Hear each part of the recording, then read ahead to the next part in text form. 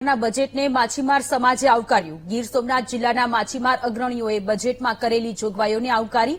માછીમાર સમાજના અગ્રણી જીતુ કુહાડાએ વચગાળાના કેન્દ્રીય અંદાજપત્રને આવકાર્યું। માછીમાર વિભાગનું અલગ મંત્રાલય શરૂ કરવાની જાહેરાતને આવકારી। માછીમાર મંત્રાલય શરૂ કરવાના નિર્ણયને માછીમાર સમાજે ખૂબ જ મહત્વનો ગણાવ્યો। માછીમારી ઉદ્યોગ અને માછલીની નિકાસને લઈ બજેટમાં મહત્વના નિર્ણયો કરાયા। ભારતમાં માછીમારીનું વાર્ષિક ₹1.74 લાખ કરોડનું ટર્નઓવર છે।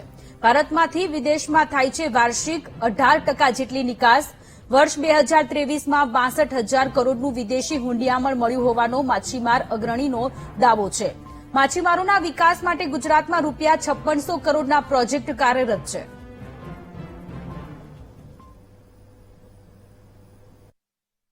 જે ભારતનું આખું માછીમારનું બજેટ છે, જે મચ્છીનું ઉત્પાદન છે, એ કમસે કમ હું માનું છું 1,74,000 કરોડ જેટલું મચ્છીનું ઉત્પાદન છે અને એમાંથી 17.75% આપણે એક્સપોર્ટ કરીએ છીએ। એના જે 2023ના આંકડા તમે જોશો તો 60,000 થી 62,000 કરોડનું વિદેશી ઊંડામણ કમાઈને માછીમાર આપ્યું છે।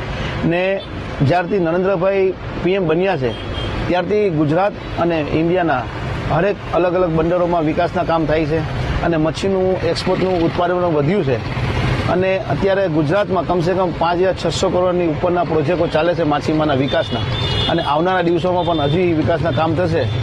એટલે અત્યારે આ બજેટ છે એ માછીમારને બહુ સારું છે।